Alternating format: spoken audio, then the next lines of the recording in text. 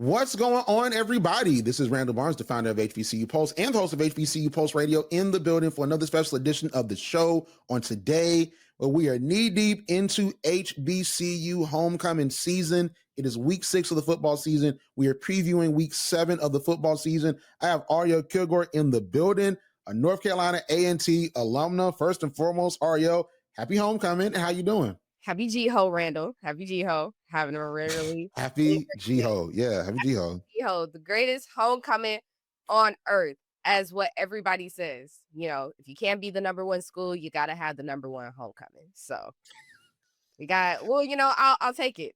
I'll take it. And I know people can't see my shirt, but as I was telling you before, it does forecast my game of the week. And it's so cool because it's really an old shirt, but like, I'm excited. I'm super, super excited. Even though I will be an Aggie in spirit, I will not be going this weekend. I will go next year though. But it's GHOE this week, and I'm having a really good week. Listen, God bless you watching on Flow Sports. God bless you got to watch on Flow Sports. When I saw that, I was so mad. I was like, is it even worth it? And it's funny because the team that we're playing, my cousins play for them. So I'm just like, I'm so sorry I cannot root for y'all. I have to root for A&T, but like I hope y'all have the best game. Just not beating my team, but I hope y'all have a really, really great game. It's gonna be a good one. We're gonna talk about it more because, of course, there's SIAC history there because both of them from SIAC coaches. So we're gonna talk about that in a second. But let's talk about your game of the week for last week: Jackson State versus Alabama A&M. Jackson State beat them down. They got 700 yards of offense. So, Arielle, what you think? How you like Jackson State? And listen, I know you thinking about last week, and I know I had so much faith. And I hate to say, but yes, Randall, you were right. You were right. They beat them down. Alabama A&M did not come even close, and it hurts my heart. Just looking at it, Jackson State, they gave me a good first quarter. That's all I could ask for. They gave me a good first quarter. And in the first quarter, Jackson State up 10-7. And then all of a sudden, they just take off, scoring 23 points. And the second quarter and in the half, that 31 deficit, really, really ugly. But Jackson State scoring first as a field goal. So I'm not thinking that this game is going to be a blowout, but then they come back and score a touchdown. Alabama A&M on their first possession scoring a touchdown as well. But then Jackson State just kind of took over, running up that score, going 24-7. Alabama A&M coming with the field goal. Then they had an interception. By the time that we get to halftime, it's now 30-10. Jacoby Morgan having one of the best games of his life, even scoring one of the touchdowns against Alabama A&M. Them already having 33-10 advantage by coming to halftime. He already having 237 yards just at halftime alone. And this man, as you say, is going to keep going. He's already 16 for 21 in passing. And then they end up just blowing them out going into the fourth quarter. Like I said, Jacoby and Morgan having a great game, 21 out of 33 attempts. 314 yards, 4 touchdowns, one of those touchdowns coming from himself. This offense was on fire. And as much as I hated to see this kind of blowout game, I think blowout games are understandable when you're watching good players become great players. And I think this is one of Morgan's games where he was just an amazing quarterback, getting the run game in there, which we'll see why Alabama A&M really, really lost this game, because you'll be surprised how many rushing yards that they actually had. And also seeing different kinds of weapons being used on that field. Even though it was a blowout, I would say this is an amazing game. Cornelius Brown, not as a great of a game, 26 out of 39 attempts, 341 yards. Not bad. 1 interception, only scoring 2 touchdowns, most of them coming from his wide receivers. And then you're looking at, as you were saying, in total yards, Jackson State had 704 yards compared to Alabama A&M's 406. But when you're looking at rushing yards, out of 26 attempts, Randall, they only had 59 yards.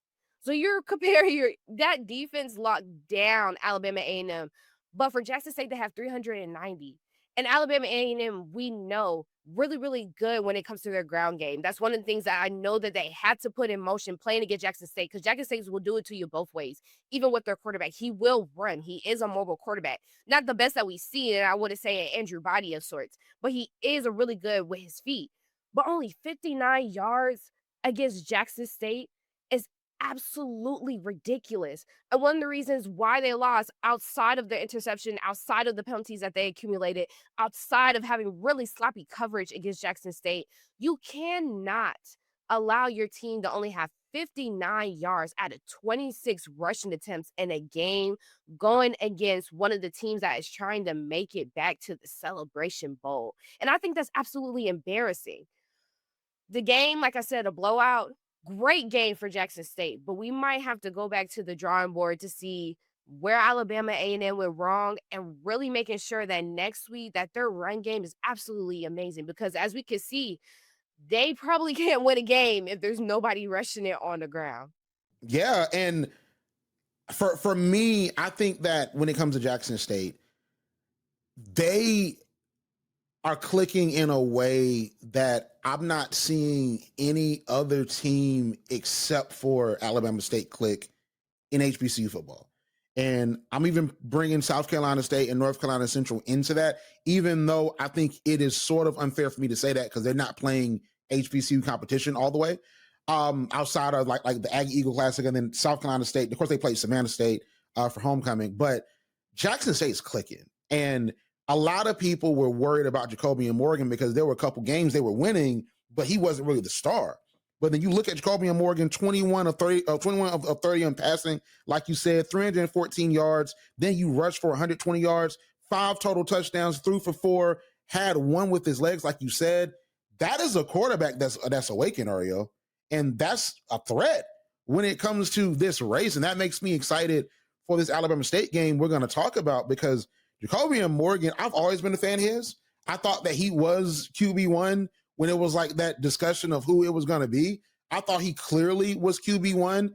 And I think that he's good enough to have Jackson State be back in that SWAC championship, be back in the Celebration Bowl. And players have their slumps. I mean, they struggle sometimes. They don't play up to the expectation that we're used to. But I think that this specific game, I think that he was able to shake the rust off. He was willing and dealing. So Shamar Savage, he had 91 yards, 2 touchdowns. You know, Nate Rimber had a quieter game than we're used to. He had only 3 receptions, 45 yards. But I just think from the receiving core to the running backs to Jacobian Morgan to that defense, it honestly, and people are gonna get mad at me with what I'm gonna say later on. It's hard for me not to say, and I know this is not a bold take, that Jackson State is the best team in HBCU football. I think up and down, you look at the roster, you look at the offense, you look at the defense, you look at special teams, they're the best team in HBCU football. And currently, the schedule that they played, they just been straight up better. And Alabama A&M, I don't think they're necessarily a bad team. I think that they have some issues on that defense. And then if you're able to stop, that running attack like we talked about, and also the quarterback play isn't outer-worldly the way we've seen, they're going to falter. I mean, it's not their year yet. Sam Shade is still building, and I like what he's building, but he's not there yet. But Jackson State is the class of HBCU football. I mean, it's just, you look at the games they played against Southern, dominated them. Against Alabama A&M, they dominated them. So I think that when we look at the games that they played, I mean, they just been overall the better team, and they built a team rich with depth. And I like deep teams like that. I like teams where you have a great receiver room, a great running back room. Then you have the quarterback that's available to put it together. So I'm very happy at what I saw from Jackson State. Just straight and total domination. But they play Alabama State, and we'll talk about that. That's something to talk about, Arielle. I'm telling you. I know this is one of your games that you were thinking this is going to be the deciding factor of how we move forward in the season. And just to your point, I'm loving the progression of Jacobian Morgan, because even though you are a big fan of his, I was not. Just going back to Jackson State and 3 years ago when you were starting with Deion Sanders and we had Shedeur Sanders, that was a big gap in quarterback talent and quarterback intelligence. And not saying Jacobian Morgan, that you're seeing his growth. Because even if we look back at these games, if we look back at the Hampton game, he really wasn't the star. And there were some things that I think he struggled with in that game that led to only being a 28-14 game. Then you look at, Tuskegee, that's That's a game that you could just give to anybody. But then you look at Southern, then you look at these Alabama A&M games where he's completing more, he's throwing more, he's running more, he's more sure of himself. And I think that actually played into that deficit of why they beat Alabama A&M, despite only holding them to 59 yards and not really having a team that's in circuit with you. And Jackson State is just talented overall. But when you have to really grow, and you can kind of compare Jackson State to what we've seen with Trey Oliver and Central, even though they're in two different conferences, there had to be some kind of growth with Walker Harris. There had to be some kind of growth in that team and trusting your teammates and making sure that I'm able to develop and make plays as a quarterback. So now that we're seeing him grow, I cannot wait to see if these are the two teams, Jackson State, if we see what happens with Alabama State and we see Central, or if we had Deshaun Jackson and his team decide to rise up and meet there. But if we really see these two teams, I think we're going to have a really great quarterback battle because both of these quarterbacks had to mold themselves into this season, making sure that they're able to make their teams win. So I'm very proud of what he's become. Like you said, next week is going to be a real test, honestly, of who's going to make it. But I think we're starting to see maybe a challenge and what Andrew Body could kind of hint at for next week. Yeah. And just to transition to my game of the week, my game of the week was Alabama State's homecoming versus Bethune-Cookman. To be honest with you, Arielle, I don't have too much to say about this game. I mean, it was exactly what I expected it was going to be. High-scoring game. Bethune-Cookman, listen, I want to spotlight. I want to make sure that I say their names correctly. Timmy McClain and Cameron Ransom. Timmy McClain, 25 of 34, 266 yards, 2 touchdowns, 1 interception. They got a quarterback at Bethune-Cookman. They got some guys. Like it's different because when you look at last year and why I thought that man like Raymond Wood is going to be on the chopping block is that the schedule that they were playing is not befitting of someone that struggled the year before. And I get you need money, but it's like you're playing a tough schedule and the team just simply did not look good because, sometimes you'll play an FBS opponent and then like you'll look okay. Like there'll be a player that stands out that might start to get draft buzz. You might have a drive like Alabama A&M had versus Arkansas. Then of course Arkansas's coach gets fired. It wasn't because of Alabama A&M, but I mean, I'm like, hey, I mean that they did play him. You know what I mean? So it's like that first drive where they scored, like they looked really good. And I'm like, you know what? I think Alabama A&M's offense is like that. I didn't see that in the games that I watched with Bethune-Cookman against those FBS opponents. I just simply didn't see that. Then against South Carolina State, all of a sudden, against South Carolina State and Alabama State, it's a high-scoring game. And I'm like, man, like, now I'm sort of starting to believe that Bethune-Cookman can have the offensive firepower, but I got to see more. Then you go from there, and then it's like, oh, wow, like I'm seeing that they really are keeping pace. They really are scoring. So, I mean, you have Ali Scott Jr., he had 100 yards. I mean, so it's like on the ground, 207 total yards, he had 42 carries. You throw 40 times through the air. Pretty balanced offense. But the problem is the offense was pulling together, but Alabama State's just too good this year. Because anything you can do, I can do better. And Andrew Body just does it better. I'm sorry. It's just, this is Andrew Body's year. It is. It's just his year. It's Alabama State's year. And eventually it was. It was going to be Alabama State's year. And we'll see if it stays their year this weekend. But Alabama State has been phenomenal. Andrew Body, once again, like because against Florida A&M, he didn't really have like an amazing passing game because they didn't really deploy him that way. But you look at the rushing yards, 389 rushing yards. Then you have Andrew Body, 95 of them. He's a part of that run game. Like, he is like, if Michael Vick had Andrew Body, he'd be happy. He wouldn't be no quarterback competition. That's all I'm saying. Like this, he is essentially, when I see Andrew Body, I honestly see Michael Vick. Not like totally, because that's Michael Vick. But I'm saying like just the skill set, the dual threat ability, the arm that we saw against UAB, the running game we saw against UAB, and in this game to be a feature in the running game, but you still have a star running back that gets over 100 yards. And then you have a defense that, they got 35 points, but can still hold up. And then look at it like this too, because I look at the narrative of the game, Arielle, last thing. Bethune-Cookman got outscored 7-14 in the first quarter, the second quarter, and the third quarter. They got outscored by 7 points in the first, second, and third quarter. Meanwhile, Alabama State scores 14 points in each of those quarters. Like, that just tells me that Alabama State's just better. And just the narrative in the Florida game is Bethune-Cookman is way more competitive. And like I said, we need to watch for that Florida Classic because I think it could get ugly. And I think that if James Cozy is still there, that could be a determinant of who is going to be in Tallahassee next year. But Alabama State, this is their year. And the offense from on the ground to through the air, this is what I wanted to see from Alabama State. The last thing I'll say, Arielle, is last year, remember, I wanted to see Alabama State succeed. I was rooting for Alabama State. I'm like, they're going to make the SWAC championship this year. They're going to challenge Jackson State this year. And they did have a good game against Jackson State. They did. But it didn't even matter because Jackson State already punched their ticket. You know, they controlled their destiny. But this is what I expected to see from Alabama State last year. Glad it finally happened.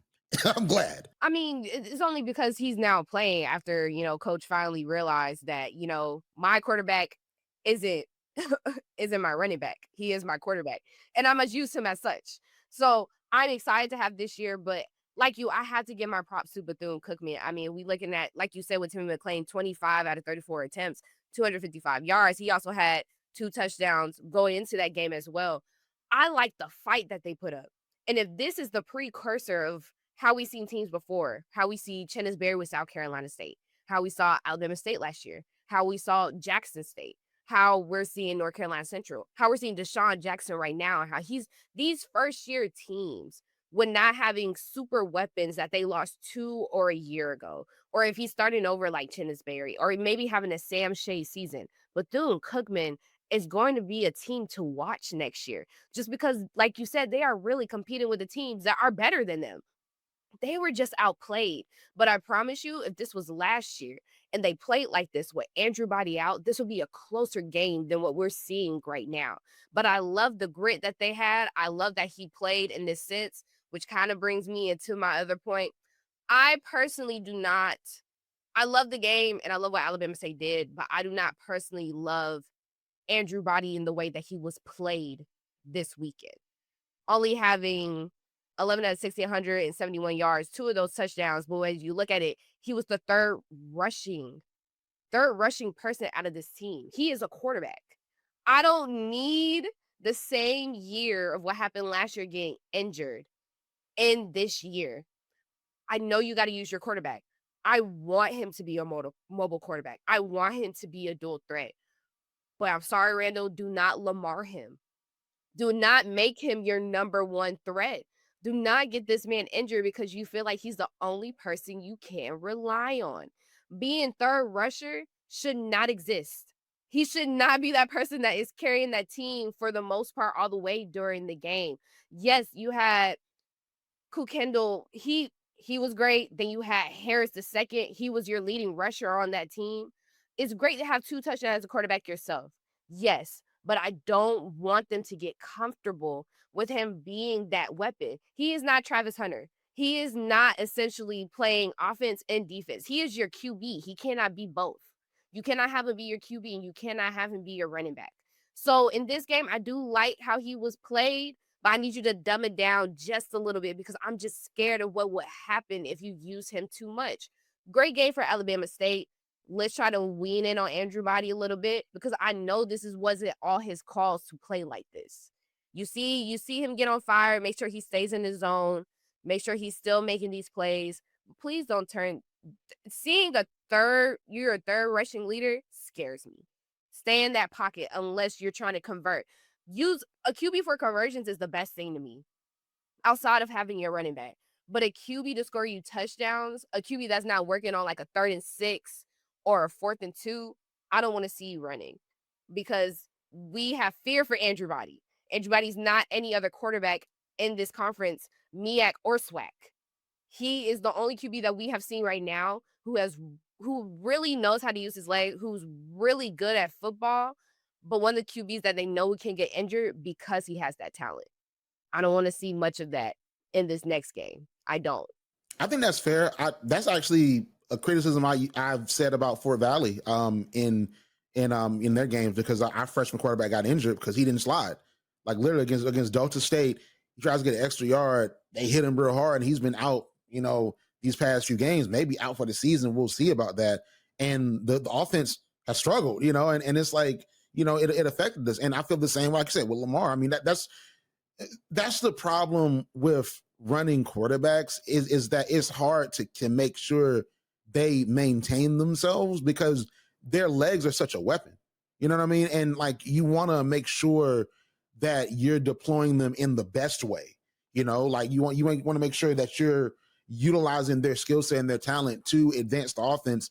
And at times, if you can, dominate the time of possession. Make sure you're taking the most time off the clock to get to where you need to be. But you're right. That does cause a problem. That caused a problem with Lamar. And that was one reason why the Chiefs loss happened. With Andrew Biden last year, he was being run as a tight end. Remember that? He was like a wide receiver. Like I was like, why is this happening? And he got injured. So it's like, I totally get it. I totally get it. I don't know if I want Alabama State to go off the game plan, though. If it works against Jack State, it works. But we'll talk about that in a second. But listen, game of the week. You have an amazing game of the week. Listen, North Carolina A&T, GHOE, greatest homecoming on earth, versus South Carolina State. Oh yeah, this I might turn to Flow Sports for this one. We're gonna be watching that terrible broadcast together. No offense. So we're gonna be watching that terrible. They're never gonna be a sponsor. Don't worry. Like they're a sponsor. But you know what's so funny? All right, let me tell you this before we start. I might have told you this before. I was a camera person for Flow Sports during the Fort Valley Clark Atlanta game 2018. Yeah, I got paid $100. I was a camera person for Flow Sports. So when the broadcast was horrible, it was our fault. I never see you told me about like your color commentating days, your sports analysis, but no, you never told me that. So you're the one that's contributing. No. Why didn't you talk to them, Randall? You know everything about how to make a good broadcast, and you let them still do this. It's 2025, Randall, and they still doing this. Man, listen. The producer was the producer was a room. The producer was a real So I'm like, when I say, I say, real hitter. Because I ain't saying nothing to this dude. Like, whatever you need, sir. All right, I ain't trying to get into a fight. Like, I was like, here, man, turn the camera, man. I'm like, all right. You know what I'm saying? Because he was a real, you know what I mean? So it's like, yeah. It was different. We lost that game, actually. It was 21-19. That was a horrible year for Fort Valley football. But I actually, so it's funny because I think that was like the next home game because I commentated the one against Virginia University of Lynchburg where we lost. Because who loses to Lynchburg? It's crazy. But we lost that game, and then the person up there was shocked. They're like, "Wow, we really won." I'm like, "That's crazy." Then the next game. Like I get told by the SID, like, hey, they'll pay you $100. I ain't have a job at that point. The books weren't selling. Had my books, but they weren't selling like that. And new book ain't come out yet. And Pulse wasn't, making money, make money on that. So I'm like, hey, let me get this on it, And then I had my mentee / little sister, that I met that freshman week. She wanted mass comm opportunities. I'm like, hey, I got you one. And we did the camera work, and it's still on Flow Sports. You can go see it. I'm not talking. You don't hear us, but you see us. you see us working that camera. Wasn't the best. I'm out. That's not my ministry, Arielle. Camera work is not my ministry. Not in that way. Well, Flow Sports is still trying to learn their ministry. They just stick it to what they know, and that's okay. But anywho, to my game of the week, homecoming GHOE, South Carolina State, North Carolina A&T. Got love for both of them. By the end of this analysis, I don't know who I'm really finna choose. I think it's a toss-up. But as you know, A&T has trailed most of the season. They have a 1-5 record. Their only win was against Hampton in overtime, but that was after the UCF game as they lost about 7 players. And now the freshman quarterback, who's not playing as well either, who may have an injury going on that we may not have to disclose, but that's okay. But during this season, they have had close games. And I can say whatever Shawn Gibbs is doing, it could be working and set them up for next season. They had close games against Maine, William & Mary, and Tennessee State. all of them falling under a touchdown or 3 to 4 points. So if we take that into consideration, we also have to take in that with Chennis Berry, all the wins that he has done this season outside of non-conference play and outside of Savannah State have been close games. So if we're looking at the capabilities of both of these teams, A&T only losing within close margins, Chennis Berry only winning within close margins, we may have a game that will battle it out all the way to the fourth quarter. South Carolina State, not fully the Rough Riders that we've seen from last year, dominating teams, especially back in that November game, dominating North Carolina Central by how they used to dominate South Carolina State the year before Chennis Berry came. But they are still a great team. They still have a lot of grit. I see a phenomenal offensive line. They are really good, and their defense isn't bad either. And still having that great offensive attack and having a really great run game, I think, is what's going to push them over the rails. Now, I know A&T will try to rely on the ground game just because we know they're not good in the air. And being that freshman quarterback, that's nothing to him, but there are still some skills that need to be developed on top of not having anybody else to go to. You are the last remaining quarterback. So whatever injuries, whatever timings that you have, you can't really have them during this game because we have to win this game. A&T has not won against an HBCU opponent outside of Hampton's game. So this is kind of running on the lines of, is it time to go back to the MEAC like everybody is saying? Or is there something that we need to move to? So A&T is at least winning their HBCU games outside of Hampton. But with A&T also not having a great ground game as that, having this dual system of running backs, I don't know if this is going to be a really good method for them going against South Carolina State. And somewhere during this week practice, I think it would be really behoove this freshman quarterback to learn how to find weapons down the field. Because what we've seen with South Carolina State is this season that their zone coverage isn't as great as it used to be. So I really think if he wants to take those shots, if he wants to take those 30 yards, those 40 yards, and sees a man down there, that he should go for it. But other than that, I think they should play it safe in the first quarter until he gets comfortable because South Carolina State is a really tough opponent. And they've been putting up numbers. Summerfield over this season, 75 or 134 attempts, 5 touchdowns, only 1 interception in this game. As we look at White, not bad, but not the greatest. And then you have to look out for Smith on South Carolina State. You also have to look back for Johnson, really great wide receiver, and he knows how to use that field. So if I had to go with the team in the spirit of GHOE, oh Lord, I am going to choose North Carolina A&T. And I pray we sneak out of this game. I pray. But deep in my heart, I know probably South Carolina State is going to take it. But my pick for AI is going to be North Carolina A&T. Fair enough. So, sheesh. Fair enough. So, this is the game I've been looking forward to all year. And the reason why is because of the history of it. So, South Carolina State, North Carolina A&T, you have the Carolina Classics shirt on. You have 2 coaches that have a rather shared history.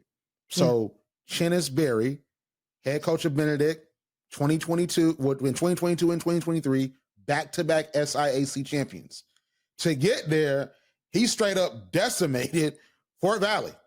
All right. So there's a lot of conversation about what happened during our homecoming, but we've lost on homecoming before because Central State ain't do nothing compared to what Benedict did to us 2022. They put 40 on us. And we had a good team that year. We had Emmanuel Wilson, who now plays for the Green Bay Packers, who's actually came back to homecoming last week. It was good to see him. I didn't personally get a chance to talk to him, but it was good to see him get honored, right? We had an NFL level running back that was running through Albany State, through Tuskegee. He gets to Benedict, can't move a muscle, can't think about it because that Benedict defensive line was that great. Shawn Gibbs, former running back, he had Tyreek Cohen. That was one of the players he developed. When you talk to him, he says, "Man, I ain't do nothing with Tyreek Cohen. He was great already." But it's like you were the running back coach. Like you worked with him. You developed it a little bit. You were a part of that story. So we know that Shawn Gibbs typically has great running backs. He loves to run that ball. But when it comes to Chennis Berry, he knows how to put together a defense that stops that. So that 2022 season beat us down. So, of course, Chennis Berry is like the hottest story in HBCU football in 2023. This is when I started with clutch points, right? So it's like, hey, the game, the Fort Valley Benedict game is going to be in Columbia. And guess what? Instead of being on ESPN Plus, it's going to be on ESPN. ESPN? You mean like ESPN no number? Like not ESPN 3, not ESPN 2, not a plus at the end. Stephen A. Smith ESPN. Yeah. Going to be on ESPN. And I was like, man, our team pretty good this year. Man, Wilson's gone. We got Brandon Marshall, got Kelvin Durham, good quarterback. And hey, we're gonna go out there and win. We didn't. He put 40 on us again on national television. Okay. So in my mind, I'm like, this is becoming the trend. All right. So I was hoping Chennis Berry came back. And then Shawn Gibbs came back. They were talking about he's going to FAMU. No, Chennis Berry left South Carolina State and went and he was great. He went to go be great in the MEAC. Guess what? Fort Valley, for some reason, played South Carolina State with Chennis Berry. And it wasn't 40. It was 30. They put up over 30 points on us. And it was bad. I thought maybe Shawn Gibbs has something up his sleeve. They might not win, but he might scare Chennis Berry a little bit. No. Wasn't nothing like that. And in my mind already, I'm like, if Shawn Gibbs had a Division I budget and he can get all these players in, that maybe Shawn Gibbs could beat Chennis Berry. He leaves Fort Valley, goes to North Carolina A&T. And I'm like, this might be an opportunity. It might be. And I was like, I got this circle. This is my game that I'm looking forward to. I'm going to watch this game. I'm in for it. But Arielle, not this year. Not this year. South Carolina State's winning this game. I hate for the North Carolina A&T fans to leave disappointed. But y'all are used to it for football right now. Y'all used to it. Now, okay? Wait a minute. Now, that was a little too far. That's so far. That's crazy. That's crazy. For football, great school. Women's basketball team, amazing. Y'all got track athletes, Kayla White outpacing Sha'Carri Richardson. We love it. She right up there with Melissa Jefferson. We love it. We love A&T.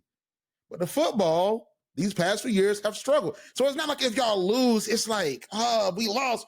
It's going to be like, man, whatever, because y'all lost last year. Chennis Berry is going to beat Shawn Gibbs again. But guess what? Give him a year.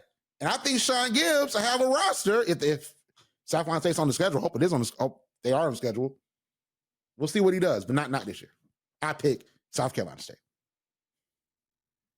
Thank you for your pregame murder of my team going into this Saturday.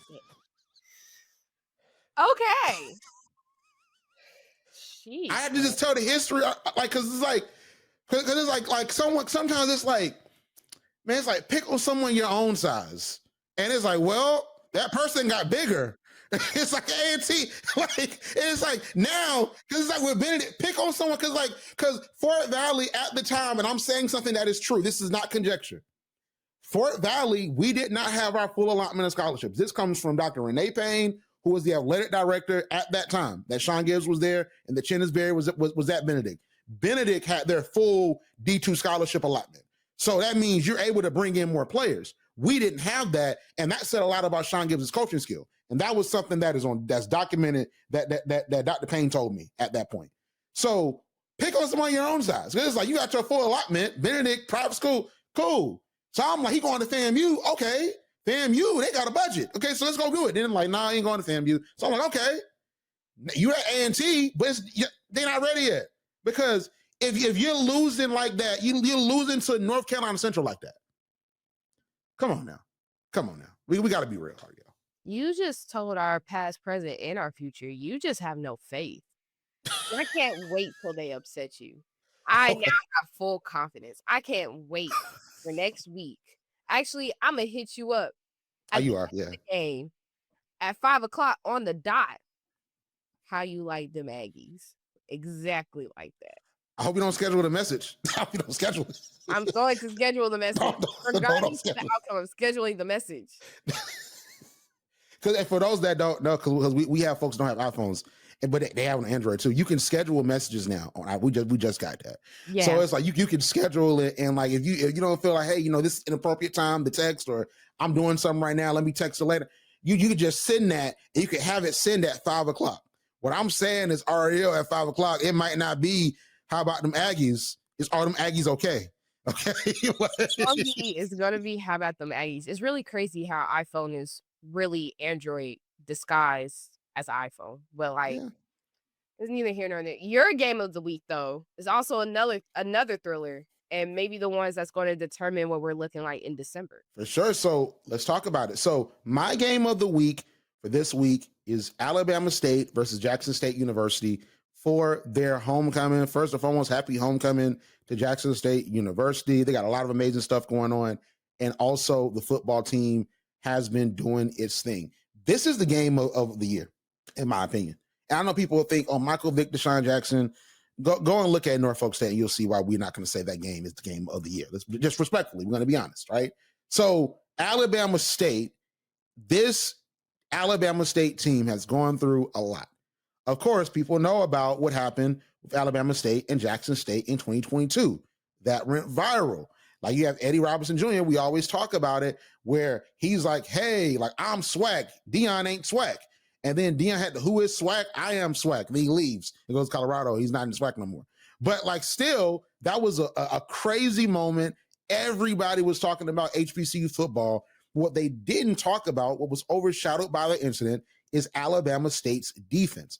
Alabama State probably played Jackson State better than maybe any other team that year, including the North Carolina Central team that did beat them. They kept pace with them, ultimately did beat them in that Celebration Bowl. But Alabama State was giving Shedeur Sanders some trouble. Alabama State was giving that Jackson State offense some trouble. So what we saw was the identity of Alabama State as a defensive team under head coach Eddie Robinson, who's an alumnus of Alabama State. And then from that, he was also a linebacker. So he played on defense during those Houston Markham days where they were competing for national championships, for Black college national championships in the 1990s, and went on to the NFL. He's a defensive-minded coach. So we always know that Alabama State has an amazing defense. But the question with them has always been their offense. They've had some quarterbacks that are talented. They're great runners. But at points in time, you need someone that can stand in that pocket or that can roll around, make plays, and throw the ball. Well, you have that with Andrew Body. Andrew Body, he was at Texas Southern, transferred over to Alabama State last year. Then he gets injured in the first game against North Carolina Central in the Orange Blossom Classic. Alabama State still has an okay season, but they don't really reach their full potential. Andrew Body comes back. He has an amazing, phenomenal game against UAB where Alabama State only lost by 4 points. They lost 45-41 against an FBS team, Trent Dilfer's FBS team. They then go through. They're winning their games. They're beating Southern. They're beating Southern University, outscoring them, outpacing them. They're beating Florida A&M. Totally dominated Florida A&M with their offensive prowess, but we saw it in a different way because now we're seeing that they're not only throwing the ball with Andrew Body, but they're also running the ball on the ground. So Alabama State's coming in here and they have a very balanced offensive attack. They've not deployed Andrew Body as a passer, but we know that Andrew Body can read defenses, can pass the ball, and can extend plays. On that Jackson State side, they have a really complete team where Alabama State's defense has they're not as strong as they normally are. Their offense has sort of been the star and the story of this year. Everything at Jackson State is dominant. The defense is like that. They have speedy linebackers. They have real quick defensive linemen. They have defensive backs that can make plays, that can get interceptions, that can swat balls down, all these different things. Then you have the offensive attack with Jacobian Morgan that has struggled. He struggled a little bit, but Jacobian Morgan put up an amazing game on last week and in general has had an amazing year. And it looks like he got his groove back. Jackson State almost at 700 yards of total offense. Jackson State got Nate Rimber, star wide receiver. Shamar Stavich, star wide receiver. You got Miller, that's a star running back. They're stacked at almost every position at Jackson State as they look to be and not only a contender for the SWAC championship and the Celebration Bowl, Arielle, they're looking to be the dynasty of the 2020s. They're trying to make that happen this year. But they got to go through Alabama State. Alabama State is not here to play games, and Alabama State actually beat Jackson State on their homecoming a couple years ago. So we got to look at that. It's some history between these teams, from that Deion Sanders, I'm SWAC, he ain't SWAC, who SWAC moment to now this weekend, where it's going to be the game of the year. I'm calling it. But now to pick it, Arielle, I don't know. I got a lot of faith in Jackson State, and they have probably a better roster, in my opinion. I think they're stacked at every position, but it's going to be hard for me to not pick Andrew Body and Alabama State. I'm picking Alabama State. I think Andrew Body, he's going to become more of a passer than he's been these past couple games. He's going to be a passer. He's going to pick apart the defense. It's not going to be a blowout. Jackson State is going to contend. They might have a lead, but I think Alabama State is going to find a way to win this game, and ultimately going to the SWAC championship and Celebration Bowl is going to be in their hands. I love how bold you are. It's so refreshing. It's so nice. Just personally looking at this game against Jackson State, Alabama State, the only thing that I would say that would put Alabama State over is just how smart Andrew Body plays. Jacoby Morgan is just figuring out who he is as a quarterback, and even though putting up 704 as a team, total yards of offensive last week, I don't think this necessarily compares to how Alabama State, who they are and how they play and how Andrew Body plays. And personally, as you're saying, that they need to have a nice air raid attack, I think this would be the time that Andrew Body actually is being used as a runner, really to get those conversions, because this year Jackson State, it's not great on third or fourth downs. They have to make it happen or it doesn't happen. And usually most of the times they don't turn over on downs, but they're not making it into those third and fourth down decisions, just as Alabama State is. Alabama State is really good on conversions this year, which I think is one of the things that is going to help them win this game. But also Andrew Body being used as a runner and Jacoby Morgan kind of just being condensed into a pocket passer is really going to help them. And I think the run game is really what's going to establish this game for them. I feel like if they do put it in the air, you're going against a really great defense, a defense that knows how to pick you off, a defense that rushes and blitz all the time, a defense that's not going to give you time in the pocket. And with Andrew Body not having that time, those split decisions and using your legs are going to be really important. Modestly, but he's really going to have to be a dual threat quarterback in this game. Personally, despite as great as they have played and how they're doing now, even with having Andrew Body back, I don't think this is a game that they're going to win. So my pick for AI is going to be Jackson State. Not saying that Jackson State is any better than Alabama State, but I do believe that they just have a little bit more weapons. And like you said, they're a little bit more put together to win this game. Not going to be a blowout. I'm not expecting a blowout because these, like you said, this is the game of the year. We're seeing what these teams really have. But I think Jackson State will pull out of this narrowly, but I don't think they're losing. I think that's fair. I think that Jackson State honestly should be, and I'm not a betting man, but I think that they should be the favorites going into this game, and they have every right to be. I mean, both teams are 4-1. Both teams lost to an FBS opponent, and I think that what a lot of people didn't see is against Southern Miss, Jackson State looked really good. You know, I mean, like Alabama State played sort of a weaker, a weaker FBS opponent, and they were keeping pace with the FBS opponent still, regardless of if they're weak or strong. But Southern Miss, I believe, is a bit of a better team in Charles Huff's first year with Southern Miss, and Jackson State was keeping pace. So I think that we can't even look at the FBS game as an indicator of who is really the better team. I think you just look at the experience and that roster construction and the fact that Jackson State, like you said, is showing up on defense in a way that Alabama State isn't this year. So I can see exactly why you chose Jackson State. Well, I bet on the quarterback. Like, I'm a Lamar Jackson guy. I'm gonna bet on Andrew Body. He is arguably right now, the best quarterback in HBC football.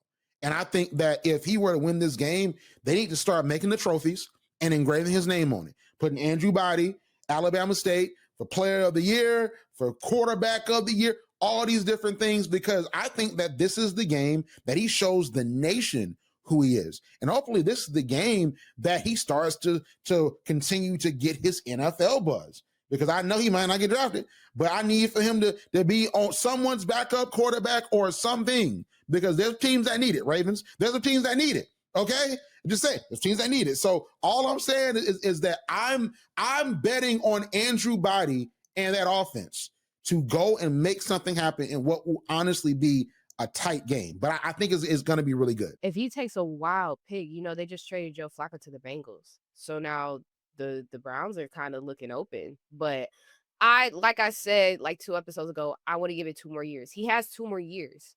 Let him finish out, because then there'll definitely be teams that need him, unless something wild, like you said last week, unless Matthew Stafford decides to retire from the Rams, then there is no place for him to go right now, unless he wants to be a backup for Trevor Lawrence.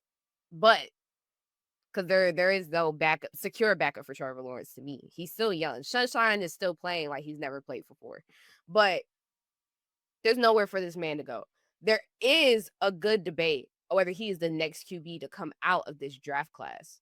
But I don't see a team for him to go. But as you said, I could see a real debate on how he looks. And maybe like you said, maybe the next Lamar that maybe the NFL needs, because you don't see much quarterbacks running now in the NFL. You don't see Kyler Murray do it. You're not seeing anybody really do it. Honestly, you're not seeing CJ Stroud do it.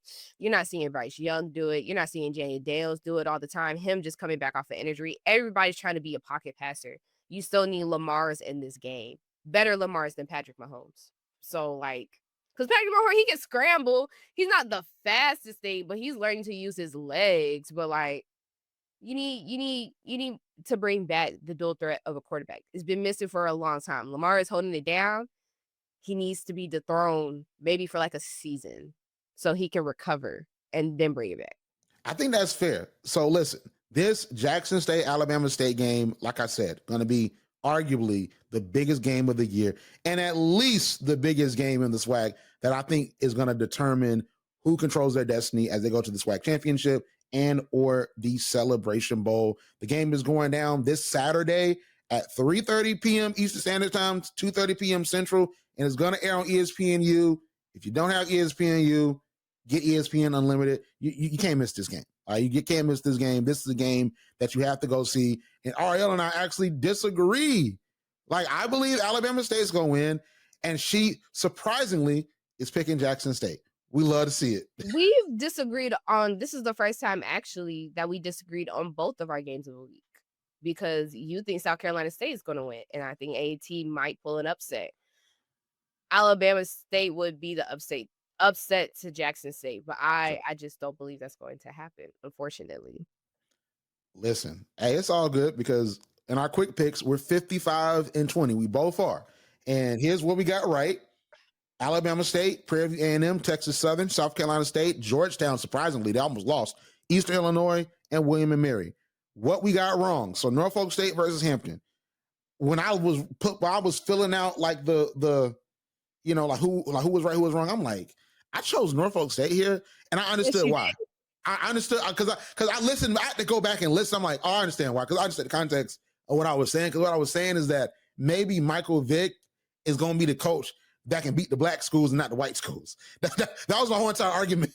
But no. The only black school he beat was just Virginia State, and barely, because if they make that field goal, he's 0-6 right now. So it's a different situation, right? If Virginia State makes that field goal, he wouldn't won no games. You know what I mean? So that's that. So you were right on that one, Arielle.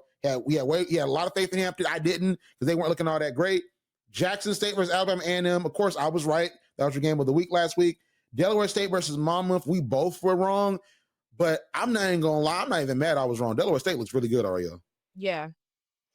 I was actually very disappointed. I said, you got to be kidding me. But I'm not giving up on them. And the way that I'm so scared once we get to the end of this October, because one game and any team could be out.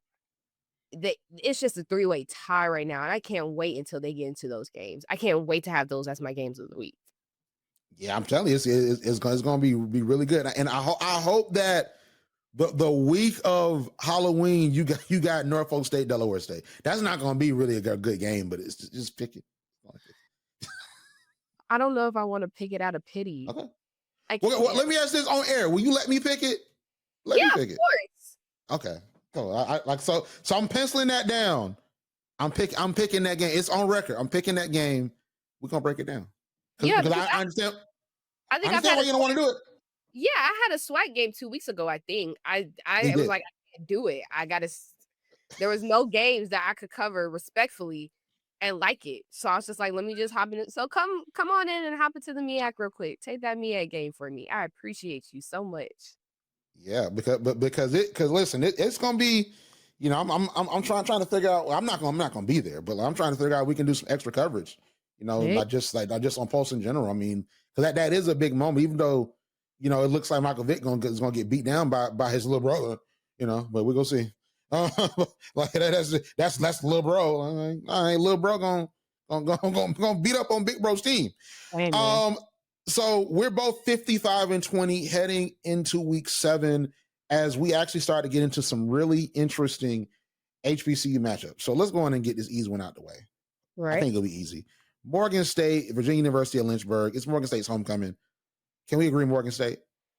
This one time, I think people know how much I dislike. I'm not going to say I hate them, but I think people know how much I dislike them. But I would be crazy to say Virginia University of Lynchburg would beat Morgan State. That's absolutely insane. I'm not doing that.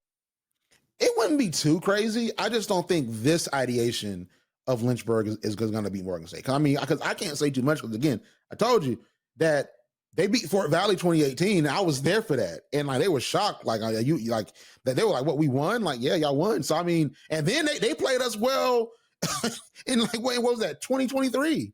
So it's like you never know. All right. So this game here it was going to be a game of the week, but it's just we had some storytelling obligations.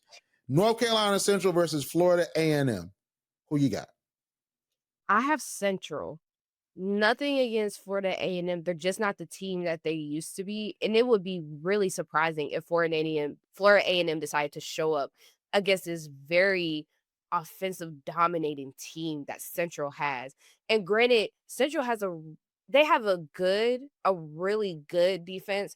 Nothing that I've seen like Jackson State and South Carolina State, but Central's not letting Florida A&M run over them. So I'm going with Central. I am too. I don't have a lot of trust in Florida A&M. I don't have trust in RJ Johnson III. And if they put Jet Petty in, I just don't think that they're going to be able to keep pace with Walker Harris and that offense through the air and on the ground. And I don't think the defense is going to be able to stop that North Carolina Central offense. I think that's going to be another really bad loss, and it's going to be a lot of conversations about what the future is for FAMU. So we're going to really see what happens. There's going to be a lot of news that possibly comes out of that game. If they win the game, I'll honestly be shocked. So Norfolk State versus Wofford. I think it's time to do this, Arielle. Can we agree that Wofford's going to win? Okay. I was wondering if we were going to be on the same page because despite how Wofford looks, Norfolk State gets worse and worse each game. It goes from worse to worse, sir. Like I don't know where to go from here. And and it's like I don't know whether to blame Michael Vick because he won't switch quarterbacks or to blame Coach Vick because his coaching just sucks. And I'd rather blame him for not switching his quarterbacks and being stubborn than to blame him for a coaching skill that hasn't been developed yet. I can't say he's a bad coach. I can truly say he's trying. You can see it in the games that he's playing. But I don't have faith that they're going to win against this 0-5 team. And I feel like that's real disrespectful to lose to a 0-5 team. But I don't think it's going I don't think they're going to win. I don't think they're going to win. I think that this could be the game that they win, but they've lost my faith. I'm not gonna lie to you. That they've totally lost my faith. He's finally putting Otto Coons in, but at the same time, though, it's like because he thinks that the reason why they're losing these games is simply because of the penalties, and that is a good point that like, hey, they're penalized and they've had some close games recently. But you didn't lose to Towson because of just penalties. You lost to Towson because you picked the wrong QB1. And then we're not going to count the Rutgers game. But again, against Virginia State, penalties wasn't your issue, in my opinion. Yeah, the penalties were bad, but still, how people talk about Division II football, we expect you to beat Virginia State. I didn't expect them to. I picked them, but I wasn't like, oh, they're gonna dominate them. I didn't expect that, but I expected them to be better. And Virginia State looked like the better team. And you look at them play these other opponents, it's also situational football. So I think you're right about him developing as a coach. But again, and I think this will be the last week I say this. This is why this Virginia Tech conversation was premature, because Michael Vick is a first-year coach. He was just on Fox NFL Sunday. Like literally, and there's nothing wrong with that. He was in the media getting bread. Like that's what's up.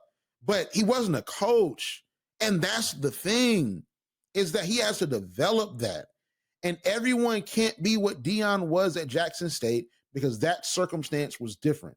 And the reason why Deshaun Jackson is who he is this quickly is because of the fact he had at least a year of coaching experience in high school, and then he was able to bring really experienced coaches that he has chemistry with to that team, and he made some sneaky good signings.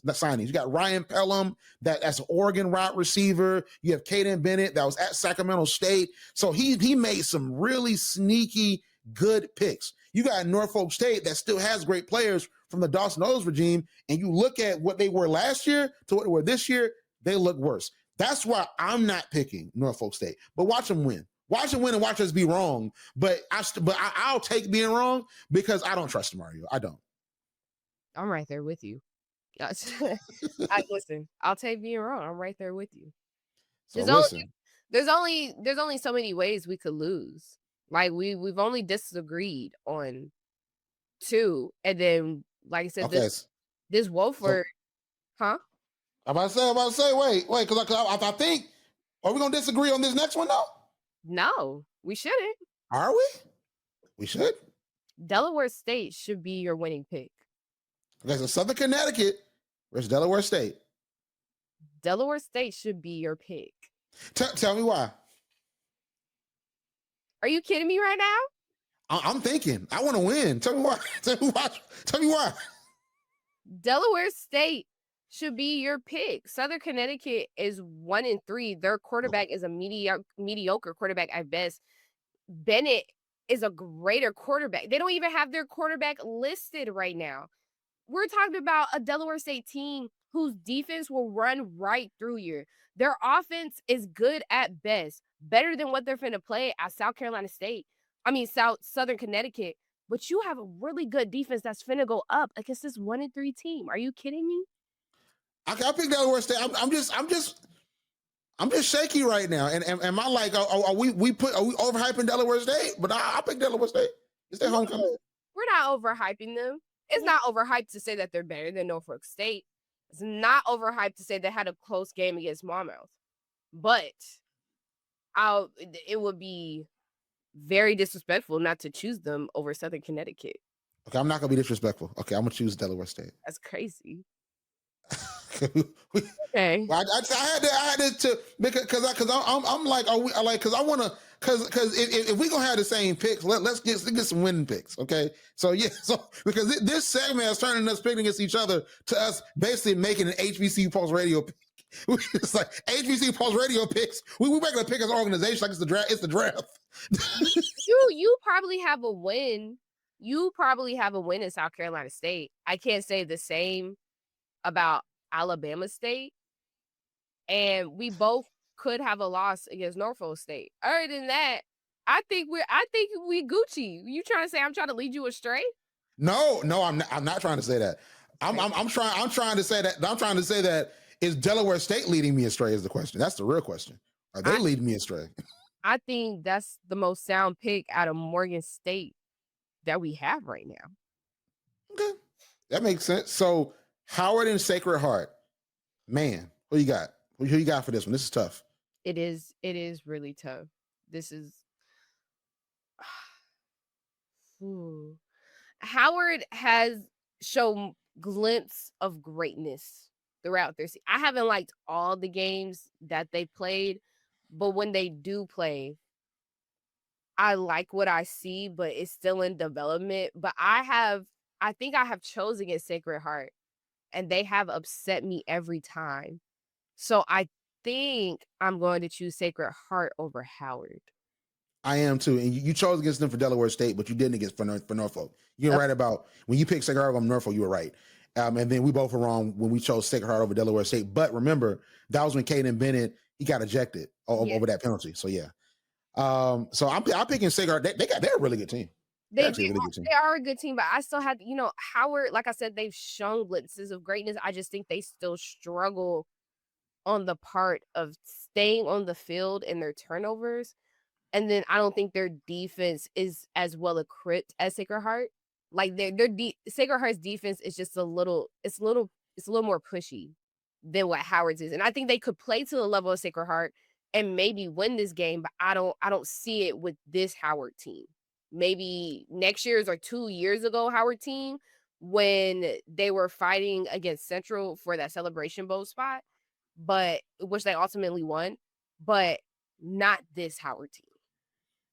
I agree. Yeah, I don't like their I like Tyreek Starks, but I don't really like that offense. So that's another reason why. And then he had an egregious turnover against I forgot the team they played. It just slipped my mind, but it was an egregious turnover that it was an interception and it set them up for like a touchdown. And it was like a 10-9 game. Like nobody was scoring. And then you go from there and then you throw the interception and now they're in the red zone and they next play they run in for a touchdown. Like it's learning experiences. I think Tyreek Starks is going to be a really good quarterback, but I don't have faith in the offense. So for the SWAC, Texas Southern versus Grambling. So I want to say, by the way, we both picked Sacred Heart. If that's not clear. Mm-hmm. So Texas Southern versus Grambling, who you got? I have Texas Southern, but I just feel so like Grambling has just been on a downward spiral since that October game of last year, that overtime game, and then all of a sudden they're just this crumbling team. But I don't see I can't fathom in my mind a possibility in this multiverse where they were win against Texas Southern. Texas Southern looks really good. I'm picking Texas Southern. Chris Dishman before the season, he was talking crazy to Tremaine Jackson, but lost in those comments is him really saying that he believes this team is the team. Mm. He believes that this team is good enough to win the SWAC West and make it to the Celebration Bowl, even win the SWAC championship. I honestly think that, I'm not saying that they will, but I mean, the SWAC West look easy right now. Like, because Southern, if Southern makes it, I'd be so shocked. And I think they got some really good players like Trey Holly, but Southern's not going to make it. Grambling's struggling. Texas Southern's going to beat Grambling. Prairie View, it's not time yet. They're looking really good. But I don't think it's time for Tremaine Jackson yet. I think just like at Valdosta State, it's going to be year 2. I think Texas Southern is going to probably make the SWAC championship. It's probably going to be either Jackson State or Alabama State on the east, and then Texas Southern on the west. And I think they continue their run of excellence here. And I think Chris Dishman honestly has something cooking. People want to talk about Michael Vick, talk about Chris Dishman. Chris Dishman, he was the man. He's a former NFL guy too. Mm-hmm. So just like there's other NFL guys to talk about. How about you hire him at Tech anyway? Hire him. He's won more than Michael Vick this year. Okay, so Southern versus Bethune-Cookman. It's interesting. Who you got? This is very interesting because the momentum that Bethune-Cookman is building on and the way that Southern has been up and down. Oh, I'm about to risk my picks. I'm going to go with Bethune-Cookman.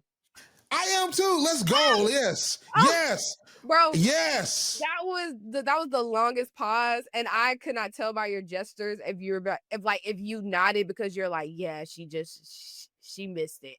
No, you didn't miss it. I'm picking Bethune-Cookman is going to score so many points. It's going to be ridiculous. They're going to score so many points. They might get 1,000 yards of offense. They might invent another way to get offense. They're gonna do running on the ground. They running above ground, running below ground. They're gonna find a way to get. I'm telling you, like Southern, like they're gonna keep trying to run that ball. Trey, how they gonna have like a crazy touchdown? But no, if Southern wins this game, I would be shocked. Bethune, this gonna be the win that keeps Raymond Woody in Daytona Beach. I was saying that it might be time for him to dust off his resume, update your LinkedIn. You don't got to update it. You don't got to shut your computer down. Okay, you don't got to update it. You beat Southern, you all right with me. Get me the win, Raymond Woody. Give me the win. Ooh, that was one of the scariest 3 seconds of my life. Hilarious. No, we on the same page. Okay. Now, I don't know why, because you got a lot of faith in Alcorn. So Lincoln, California. Now, I want to specify for the folks listening, there are a lot of Lincolns. There are a lot of colleges named Lincoln. Mm-hmm. Okay. This is not Lincoln University of Pennsylvania, nor Lincoln University of Missouri. This is Lincoln University of California, which people schedule on their homecoming to beat them. That said, Alcorn did lose to a team that hasn't won in years. So who you got? Well, yes, I have faith in Alcorn just because I'm still riding off the high of the team that they used to be. But give me a second. Mm. Everybody hold the horses, and horses hold your breath. Let me look at this team for a second. Hold on. Before I make an unsound decision, because there's so many Lincolns, I can't keep up with them all. This the Lincoln that ain't all that good though, because the Lincoln versus Pennsylvania, they'll be good. They'll be good some years. This is a non-HBCU Lincoln. They're in California, and they're typically the homecoming opponent. This is the team you pick if you want to win on homecoming. This is the team. So, but Alcorn's really bad this year though. So I see why she's researching. But they're apparently not as bad as Alcorn. They're not. No, they're time for us to finally pick? No, they're worse. They're worse. I'm about to say it's time to finally pick Lincoln. No. Oh man. So we gonna pick Alcorn? Yeah, unfortunately, you're picking Alcorn. Okay. It's unfortunate. No, I just had to look because I'm just like, this team is like, if you get the reference, you get the reference. It's a paper town, and a paper town is basically a made up city or state or whatever that people used to do for hidden games and maps or whatever. Blah blah blah. They're literally a ghost. I can barely find any information off of them, so that tells you so much about this team. So can't choose ghosts. Can't choose anything that doesn't exist. I mean they're basically the homecoming. That they're the team you play for homecoming, because people get mad because they're like, oh, you schedule us for homecoming. Lincoln is a school you actually schedule if you want to win on homecoming. That's who you schedule. Because sometimes it's like for example, I'll give you a perfect example real quick. North Carolina A&T scheduled South Carolina State. North Carolina A&T did not schedule South Carolina State because they're like, oh, we're going to beat South Carolina State. They easy. And Chennis better not be brainwashing them kids. They scheduled us on homecoming. We're going to run a no on GHOE. No, don't do that. North Carolina A&T scheduled that because they want to play an HBCU for homecoming. Come on.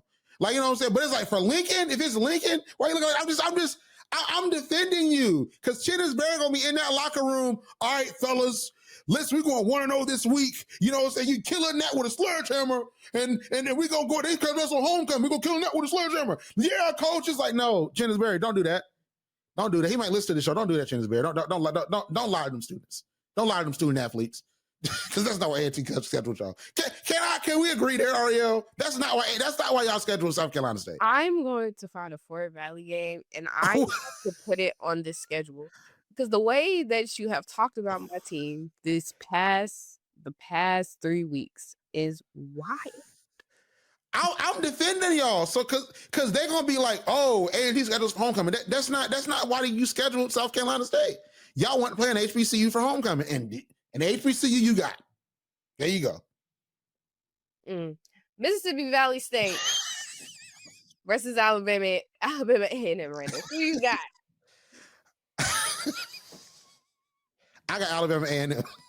Great. I have them too for AI. Me and Randall both have chose Alabama A&M. Okay, so for the CAA and OVC, so we know that North Carolina A&T and South Carolina State are playing, so that's technically a CAA game. Yeah. So Campbell versus Hampton, who you got? I love seeing Campbell during homecoming. It's because it's so funny that they choose. First of all, this school came in to HBCU's whooping butt. And in the past 2 years, the year after that, we came and whooped on them. And then the year after that, they came in and won half their games. And I just love seeing that. I'm choosing. Hold on. Let me not be ignorant. Because I was about to say I choose Campbell. And let me say this as you search. So the reason why Campbell was beating all those HBCU teams, they had Hodge Malik Williams. So Hodge Malik Williams was an amazing quarterback for Campbell. He was putting up amazing numbers against some of the best HBCU teams. They were competing pretty well against they were competing pretty well against Jackson State when Deion was there. So that's the thing when it comes to Campbell, right? So he left him with the UNLV, and I don't really think they've been the same because he was. I watched the bowl game. He was actually doing real good at UNLV. I don't know if he's still. I got to check to see if he's still there. But yeah, I mean, he's the guy. I mean, so it's like after he left, they've not been the same. But I'll pick for this one. I think Campbell's gonna win. I understand they beat Norfolk State. Hampton has disappointed me outside of that. I still don't have a lot of faith in them. I thought Isaiah Freeman transferring from Lincoln University of Pennsylvania, they'd be a little bit better. But they haven't been. So I'm picking Campbell. It's just really hard to see, like, with the depth of their schedule. They haven't looked great, but they don't look bad compared to what Hampton has been doing this season. I think I'm gonna stay with my pick. I think I'm going to choose Campbell. Let's go. like an HBCU Pulse Radio picks Campbell. We pick Campbell. This segment has turned into us convincing each other who to pick. That's basically what it has turned into. Like, I'm surprised that you actually listened to me on a pick. That is actually very surprising. No, I don't listen. Yeah, listen to you. Yeah. But you're usually the one that's always trying to convince me. The fact that I convinced you for one is, I'll take that as a win, even if it isn't the right pick. I'll take it. I'll definitely take it. I should listen to you on the Norfolk State stuff because my record will be a little bit better. Okay, so I think this is a great way to end it. Tennessee State versus Southeast Missouri. I hate to do this, Arielle. Ooh. Can we agree Southeast Missouri? Can we? Yeah. Oh, are you gonna pick Tennessee State? I don't know yet.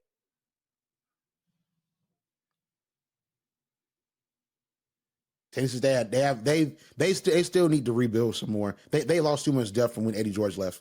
So I pick Southeastern Missouri. Or Southeast Missouri. Let me get the name of the school right that I'm picking. I don't want to disrespect them. No, wait.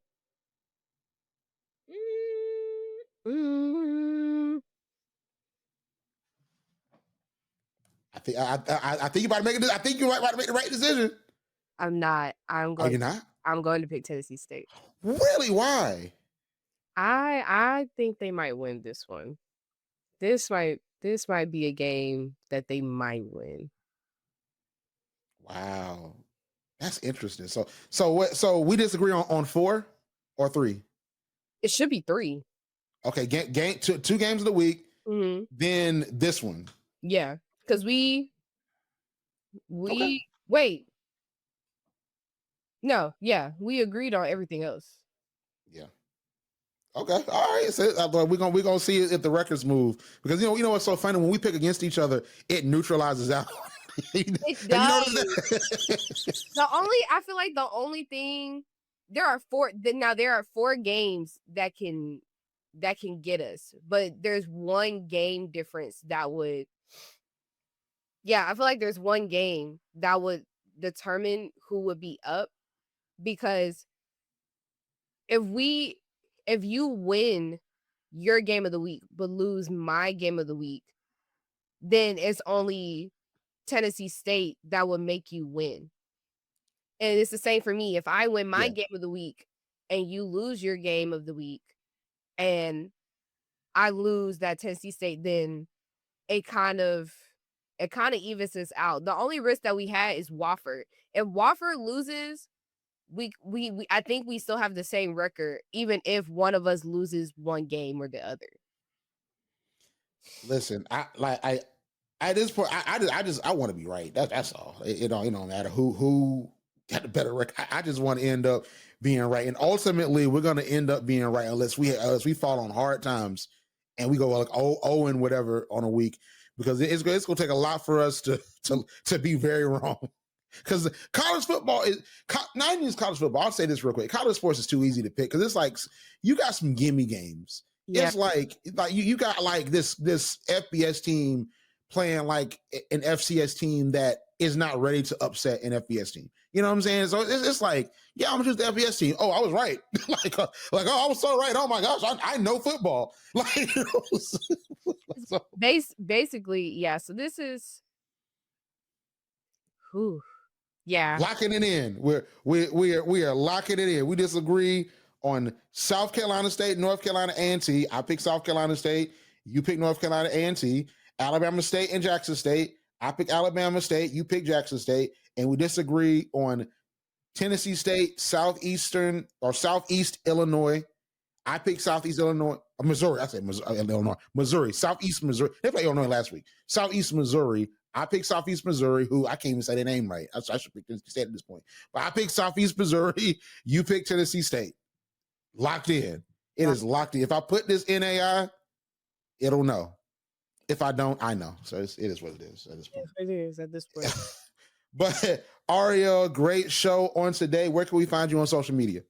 You can find me to wish me a happy homecoming and to wish A&T to have a great winning game against South Carolina State on Instagram at __Ari, or find me on Twitter, aka X, at @AskGuru__, or you can visit my website at ariellekilgore.my.canva.com.